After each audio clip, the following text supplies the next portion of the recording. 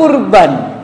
Nek iso kurban go sapi ya sapi, nek wedhus ya wedhus, nek ora iso ya kurban perasaan. Ada enggak yang kurban perasaan? Bismillahirrahmanirrahim. Assalamualaikum warahmatullahi wabarakatuh.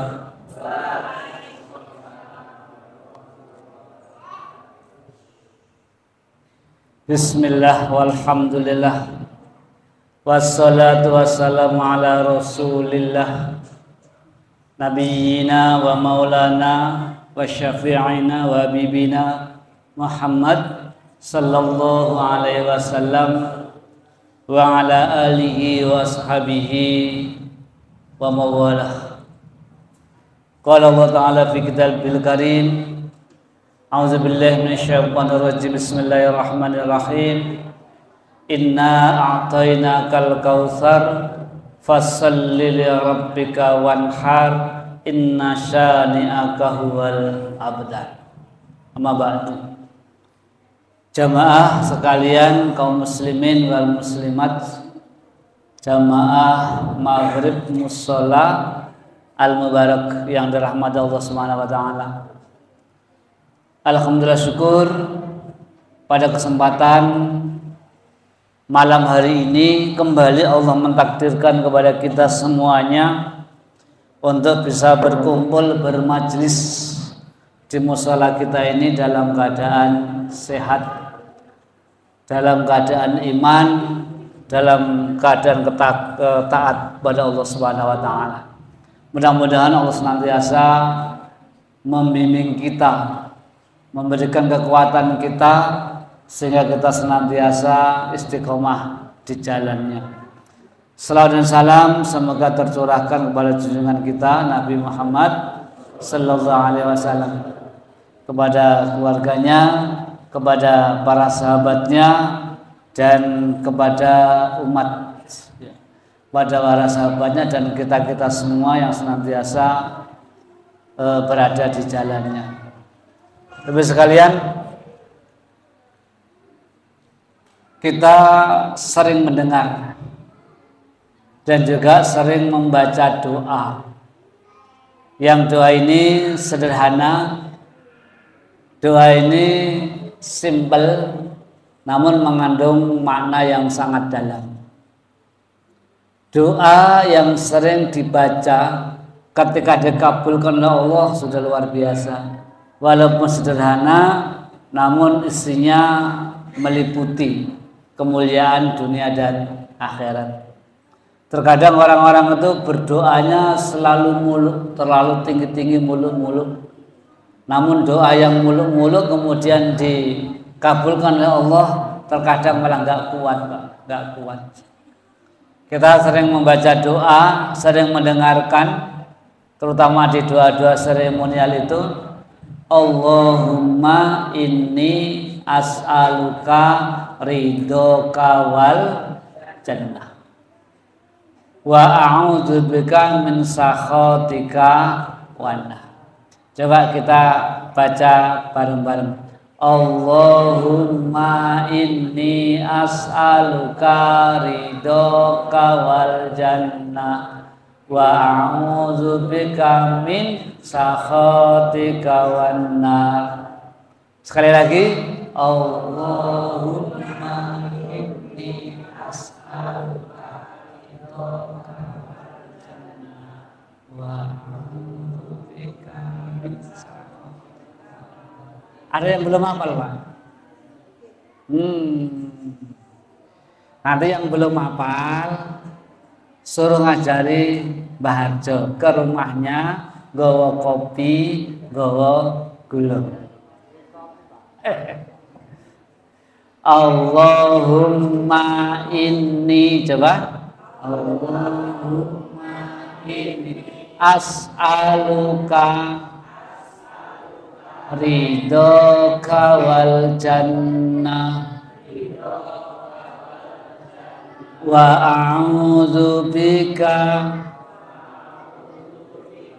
min sakhatika wan nar. Allahumma inni as'aluka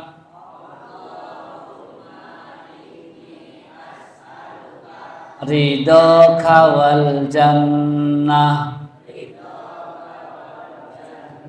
wa a'udzu bika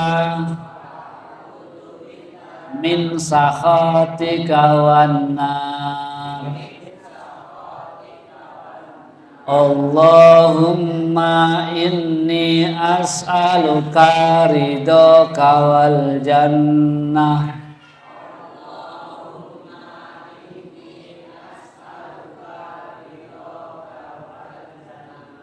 wa a'udzu bika min sakhatika wan nar.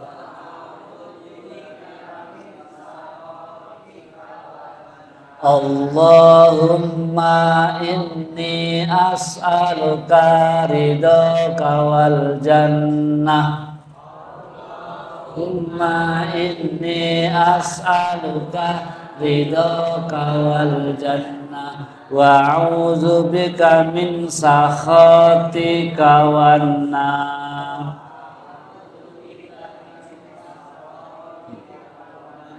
Yo, bareng-bareng. Allahumma inni as'aluka ridhoka wal jannah wa a'udzu bika min sakhatika wan nar. Hafal semua ya. Sederhana, namun jikalau dikabulkan oleh Allah, kita akan menjadi orang bahagia dunia dan akhirat. Kayak dalam Al-Quran itu Rabbana atina fid dunya hasanah wa fil akhirati hasanah wa qina adzabannar. Doa ini disebut dengan doa sapu jagat. Saking terkenalnya dikenal dengan doa sapu jagat. Orang Arab aja nggak ngerti itu sapu jagat itu. Ya kayak di sini nih banyak mbah itu juga belum bisa bahasa Arab itu.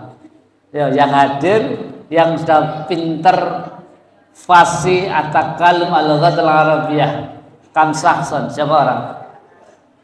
Kadang-kadang di metro itu mbah ora iso bahasa Arab, kalah karo wong Medina. Anak di Madinah itu di Mekah umur 4 kelas 4 SD pinter bahasa Arab loh, Mbah. Pak Suseno kalah loh ya. Nah, doa ini sederhana. Tapi ketika dikabulkan oleh Allah, itu mulia, Pak. Di hadis lain, Rasul kan mengajarkan doa, Allahumma aslih li dini alladzi wasmadu amri wa aslih li dunyaya, dan seterusnya. Ya Allah, aku mohon perbagusilah urusan-urusan duniaku ya Allah. Perbagusilah duniaku karena dunia itu merupakan tempat hidupku. Ya Allah, perbagusilah akhiratku karena akhirat itu merupakan tempat kembaliku. Ya Allah, perbagusilah agamaku ya Allah karena agama itu merupakan benteng bagi kami. Sederhana, Pak. Dan sering itu di doa-doa seremonial, orang kajatan, orang-orang itu kan sering baca doa ini. Setelah sholat baca doa ini. Doa ini begini maknanya, Allahumma inni as'aluka, artinya Allahumma ya Allah, inni sesungguhnya as'aluka aku mohon kepadamu ridhoka ridhomu wal jannah dan surgamu wa a'udzubika dan aku mohon perlindungan, aku berlindung min sakhatika min dari sakhatika kemurkaanmu wanar dan neraka. Yang pertama, kita mohon kepada Allah agar hidup ini diridhoi oleh Allah. Kemudian nanti ketika mati, ada yang nggak pengen mati, Pak. Loh, nggak ada yang ngacung. Nggak ada yang pengen mati? Nah, yang sudah pengen. Renek juga ya. Wong tua ki ngalahan, silakan yang muda-muda. Iya. Kita mohon kepada Allah agar hidup kita diridhoi oleh Allah. Ketika mati di dalam kubur dapat nikmat, dapat ampunan, dapat karunia di sisinya. Ketika nanti di surga, di akhirat kita masuk dalam surga. Jamaah sekalian, ketika hidup kita ini diridhoi oleh Allah Subhanahu wa taala, cirinya, maka Allah itu akan memberikan ketenangan bagi kita. Kita akan tenang hidup kita itu, Pak. Enggak angah-angah, tidak gerutu uripe. Tidak ngeluh saja. Kira-kira ada enggak, Pak? Dia semuanya itu orang yang hidupnya selalu mengeluh. Enten mboten?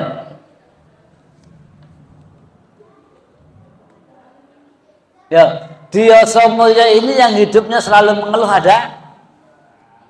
Wongnya teko? Ora teko tak foto Pak. Allah akan berikan rasa kecukupan kepada kita tatkala hidup kita ini dirahmati Allah, diberkahi oleh Allah. Walaupun gaji kita nggak seberapa, duit kita nggak seberapa, kita menjadi masyarakat biasa, kita bukan siapa-siapa. Tatkala Allah berkah hidup kita, kita ini tenang, hidup nyaman. Maka berdoalah kepada Allah, ya Allah, berkahilah hidup kami, ridhoilah hidup kami. Kalau orang itu hidupnya diberkahi oleh Allah itu tidak kendunyan. Gak kendunyan itu apa namanya? Ya kendunyan. Artinya hanya dunia saja yang dipikirkan. Zuhud. Zuhud itu bukan berarti meninggalkan dunia, bukan. Tetap dunia tetap, tapi nggak kendunyan. Nah, orang yang zuhud, orang yang diberkahi oleh Allah hidupnya itu bisa senantiasa menyempatkan untuk ibadah. Waya sholat ya sholat. Waya ngaji seperti ini ya ngaji. Waya baca Quran ya baca Quran. Waya ngerasani tetangga ya enggak. Waya kerja ya kerja. Sehingga dunia dapat, akhirat pun juga dapat. Walaupun pagi sarapannya mie sama kerupuk, kalau malam kerupuk sama mie, ya tetap seneng, tetap lapang. Nih. Namun kalau orang yang hidupnya tidak diridhoi oleh Allah, hidupnya dalam kemurkaan Allah, dilulu. Itu. Nah, mereka orang-orang yang nggak dapat rahmat Allah itu senantiasa kurang. Walaupun gajinya banyak, duitnya banyak, itu kurang terus. Gaji 1 juta kurang, gaji 2 juta kurang, dinaiki 5 juta kurang, 10 juta kurang, 20 juta kurang, akhirnya malah kurang. Kenapa seperti itu? Karena mereka itu dalam Allah itu menyiksa mereka. Allah murka kepada mereka, malah dilulu. Akhirnya pekerjaan-pekerjaannya itu melupakan akhirat. Senantiasa kurang. Artinya rasa syukur ini berkurang. Kadang-kadang rasa syukurnya dicabut oleh Allah. Pekerjaan apapun yang ia miliki, ketika rasa syukurnya dicabut oleh Allah, dia tidak akan mendapatkan ketenangan. Maka doa yang sederhana ini sangat-sangat baik sekali agar kita tidak dimurkai oleh Allah. Karena kalau Allah itu murka, Pak, pada kita, kita ditunjukkan jalan-jalan keburukan. Benar gue. Kalau Allah nggak merahmati kita, Allah nggak mencintai kita, justru yang kita dapatkan hal-hal yang buruk, kawan-kawan buruk. Hartanya juga harta yang tidak baik. Meripatnya ini, melihat matanya ini kepada hal yang jorok, yang buruk gitu, Bang. Ucapannya asbun, apa asbun? Asal bunyi. Nama hewan di absen 1/1. Ya Allah, Pak. Kemudian ketika Allah menyayangi kita, kita disadarkan, kemudian bertaubat. Gitu. Nah, ketika kita berbuat keliru manusiawi, namun tatkala Allah mencintai kita, menyayangi kita, diingatkan bahwa itu keliru. Jamaah sekalian, maka pentingnya itu doa yang sederhana, namun itu mengandung makna yang sangat besar. Ada orang-orang yang berdoa terlalu mulu-mulu, Pak. Kita nek orang kuat ngelakoni, jangan berdoa terlalu mulu-mulu, karena kenyataan banyak orang yang berdoa terlalu mulu-mulu, kemudian Allah kabulkan, tidak kuat. Ya Allah, jadikanlah kami orang yang kaya raya, ya Allah. Duitku banyak, ya Allah. Hartaku melimpah, ya Allah. Ya Allah, supaya kami ini punya peternakan gajah sampai peternakan semut. Ya Allah, dikabulkan jadi orang yang kaya raya, gajinya banyak, kerjaannya enak, tapi nggak kuat. Kenapa nggak kuat? Karena harta yang banyak itu melelehkan ibadah kepada Allah. Ngaji ora sempat, baca Quran wis arang, sholat jamaah arang kelihatan, sing diburu dunia. Enten mboten? Enten, wonge teko? Teko. Wonge nang mburi apa nang ngarep? Ngarep. Wonge pakai kacamata atau tidak? Pakai kacamata. Ya Allah, ya Rabbi. Ora kuat. Sa'labah. Ketika Sa'labah itu masih jadi orang yang biasa, Pak, miskin. Dia hanya punya beberapa kambing. Mohon kepada Rasul, ya Rasul, doakan agar saya ini jadi orang yang kaya raya, hartaku banyak. Rasanya penak deh kalau jadi orang kaya raya itu. Rasanya so nyaman sekali. Keinginan semua tercukupi, ya Rasul, doakan. Nah, Rasul mendoakan Sa'labah agar jadi orang yang kaya raya, banyak duitnya, jadi beruang. Banyak duitnya. Akhirnya dikabulkan oleh Allah Subhanahu wa taala doanya Rasulullah itu. Maka kambing yang digembala oleh Sa'labah sedikit, semakin banyak kambingnya, hartanya semakin banyak, enggak kuat ternyata, Pak. Dengan harta yang banyak itu lalai kepada Allah. Yang biasanya itu rajin sholat berjamaah enggak muncul lagi. Yo si putra, ayo anak-anak jangan ribut. Ya sifatul anak-anak benar rahama, sudah ngobrol sendiri yo. Ayo, ya anak-anak yo, aja ngobrol sendiri. Nah, tolong di belakang ibu-ibu anaknya untuk tidak ribut ya. Baik, nggak kuat karena ketika jadi orang yang kaya. Koyone Pak, wong sugih kuwi penak koyone nek urung ngalami sugih. Nek pengen ngerti tekan Pak Haji ya. Biar rasanya biar ada wong sugih. Gitu.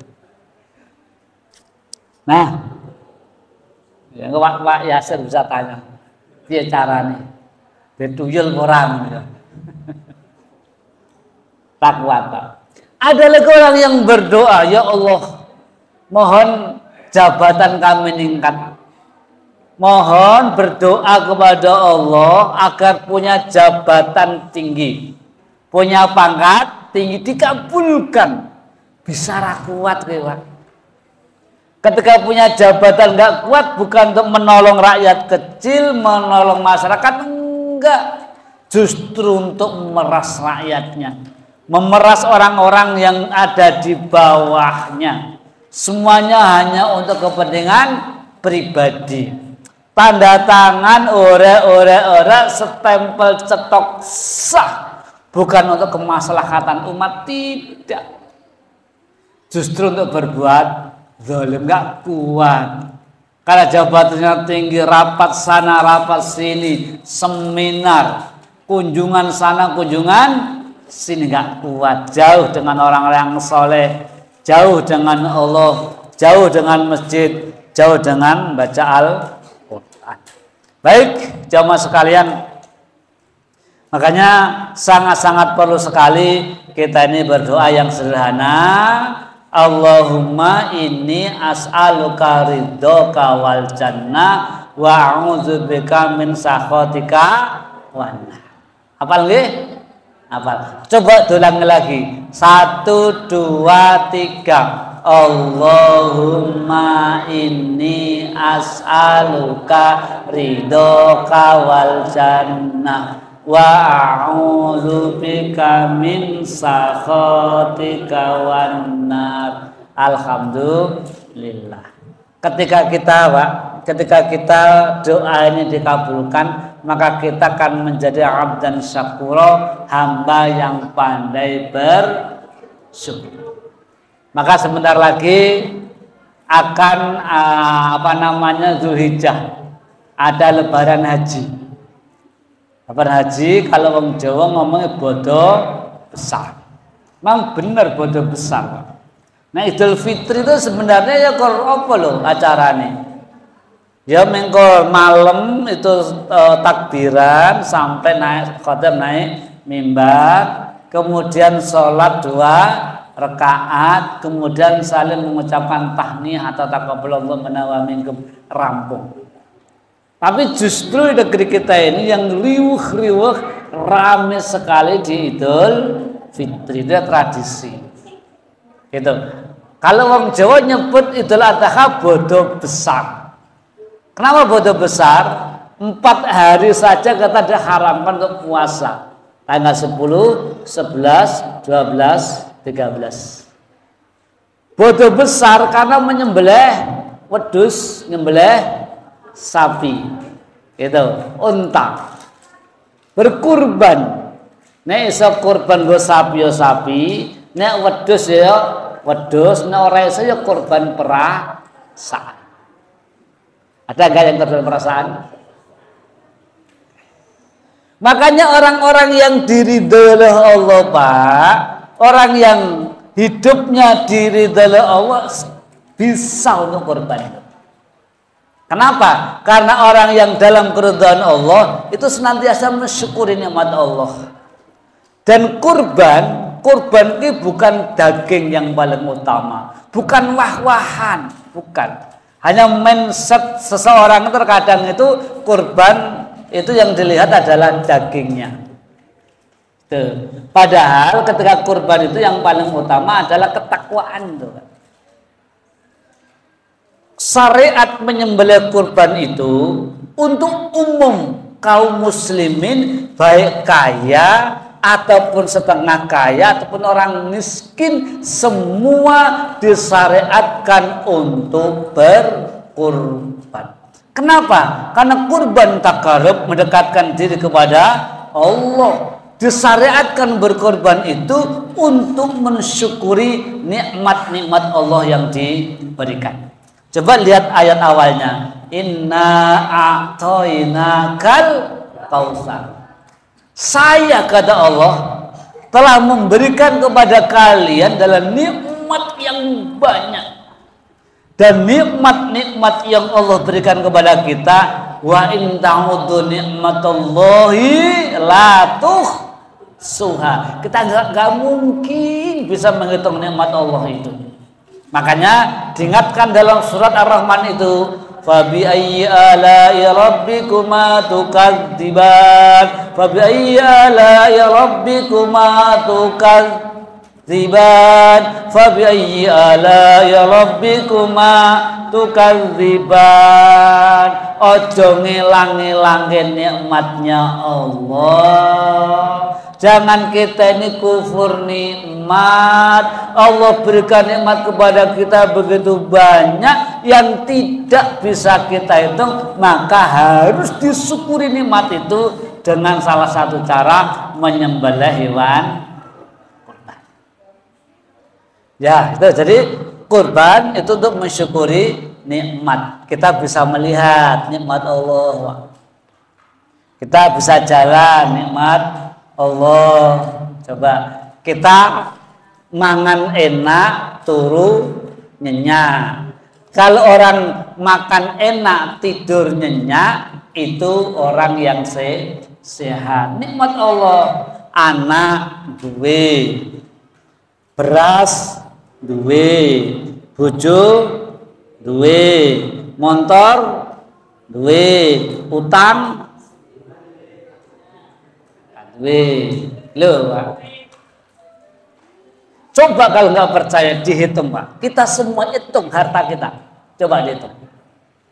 Coba semuanya. Coba dieling-eling harta kita berapa. Rumah Bapak berapa kalau dijual. Tanah coba dihitung berapa jumlahnya tanah kita. Kulkas, TV, HP, motor, mobil, apa yang kita punya dihitung, dikalkulasikan berapa total semua harta kita. Kon mensyukuri dalam 1 tahun itu dengan apa? Nah, makanya ketika sudah ditetapkan sekian juta, kemarin saya Jumatan di sebuah tempat di hari Jumat kemarin, langsung dipatok berapa itu? 3 juta berapa kemarin dia? 3 juta 100 atau 200 itu. Dipatok 3 juta 200. Nah, ketika dipatok 3 juta 200, orang kaduan mampu.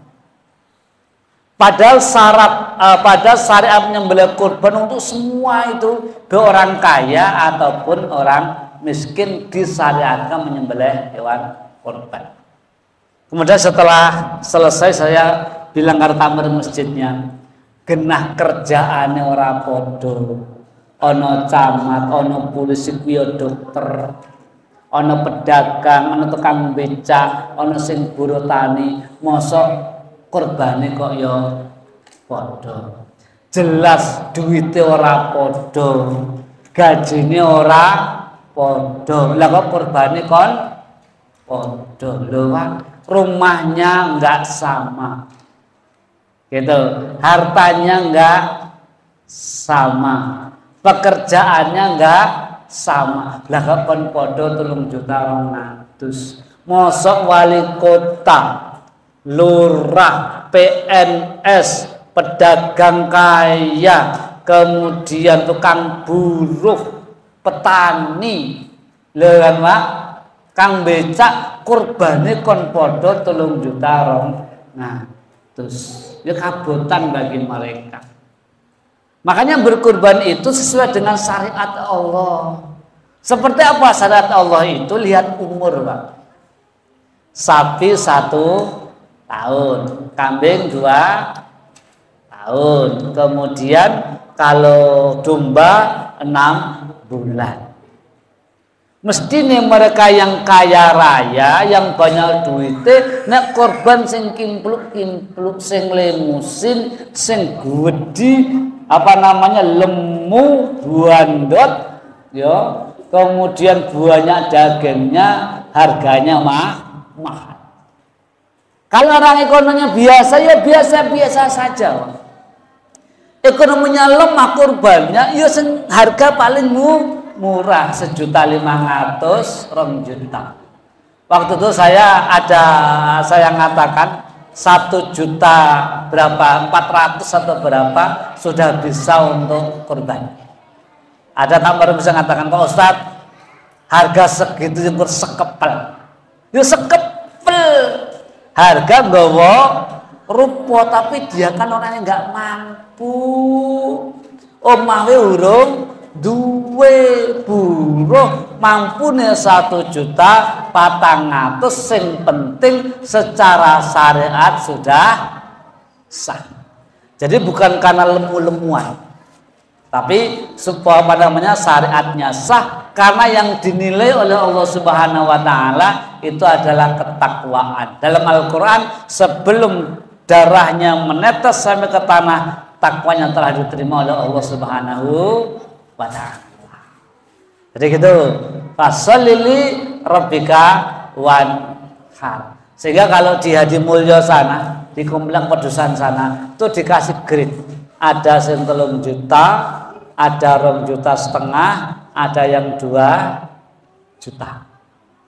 Tuh, jadi ya sesuai dengan Pak, ekonominya masing dang kowe milih yang mana sesuai dengan kemampuanmu, perekonomianmu, karena syariat menyembelih kurban itu untuk semua kaum muslimin, enggak dibeda-bedakan.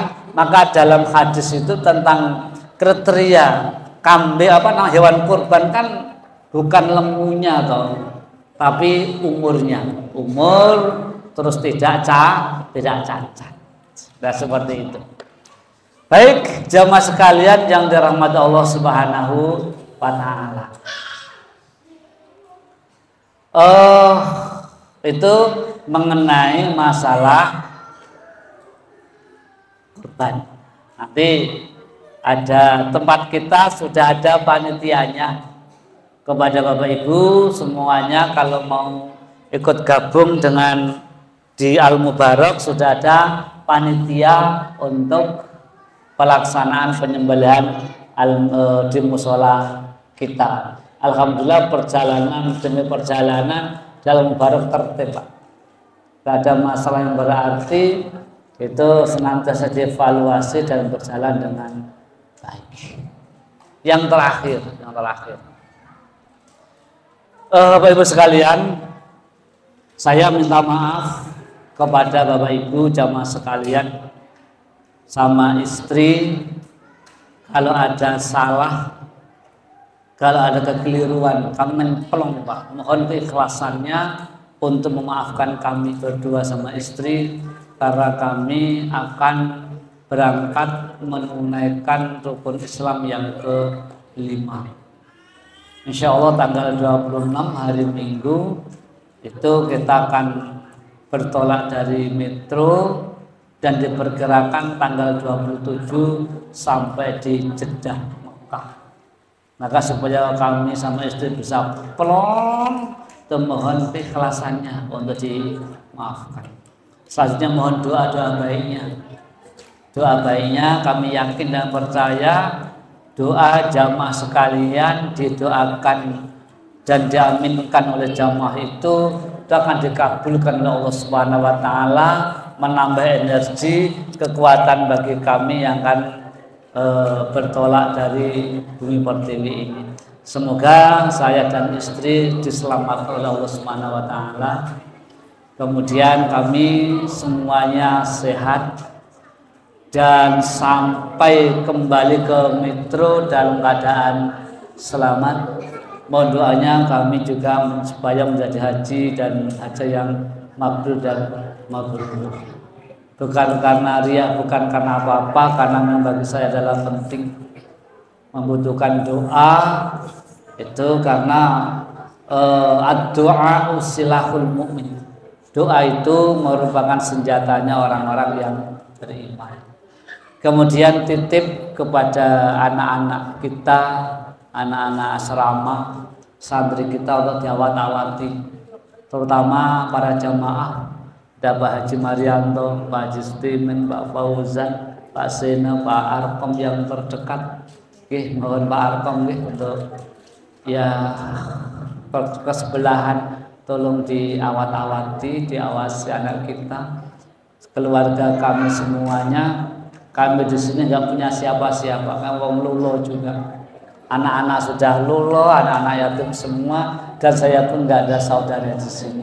Pendatang tahun 2001 itu di Yosomulyo, tahun 87 di Mitru, dan semua ngerti sejarahnya. Kaya ngopo zamane semono digotong bareng-bareng oleh jamaah malam Rebu, termasuk jasanya Bapak Haji Suwanto yang mewakafkan musola kita luar biasa. Semua tertumpu dari jamaah malam Rebu. Ada Pak Arkom ketika itu dan yang lain-lain, nggak ngilang-ngilangi budi baik mereka.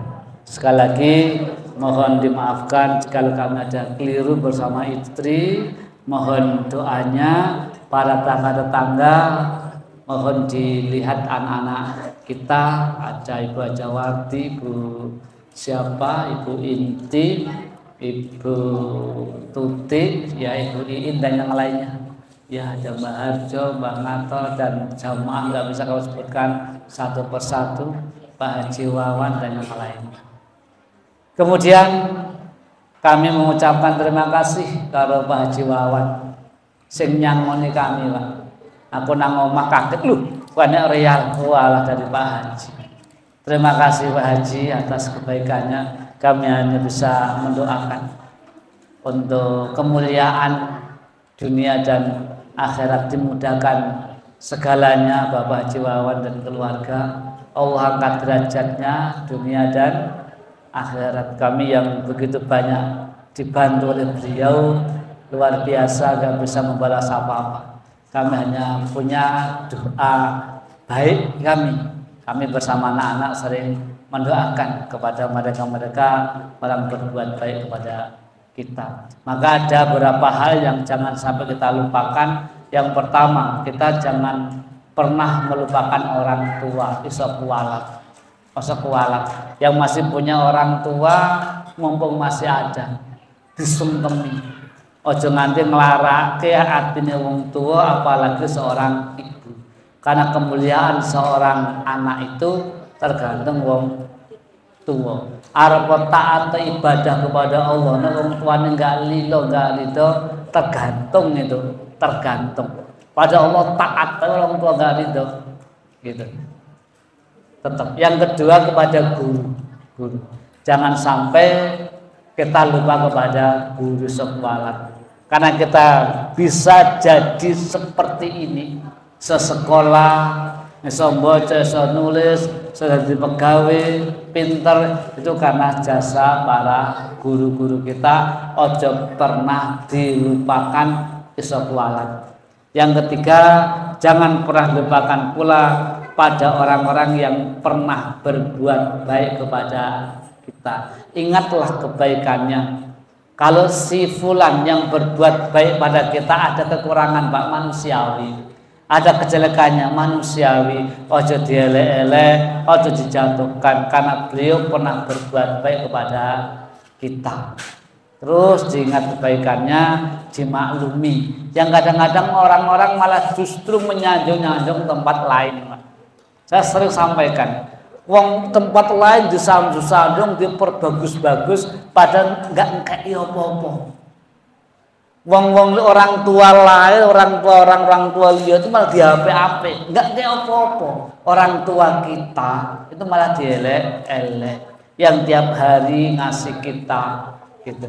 Maka juga kemarin diwasiatkan dari sebuah sekolahan gitu, kita jaga sekolah ini walaupun mang perak sampai untuk rezeki, sampai kerja nang kene walaupun mang perak untuk gaji, ojo dielek-elek gitu, karena sampai kerja di sini. Sampai ngapi-api tempat kerja di sono, tok api-api tok bujuk-bujuk ngekei apa? Kan gitu. Saya mau jawab waktu saya pas kasih semacam parenting gitu. Tempat lain tok puji-puji tok bagus banget sausane ngekei apa? Kayak duit ora, gaji ora. Tapi sampai nang kene ya tak kei lah kok malah ngelek-elek kita semuanya ngelek-elek tempat sampean kerja.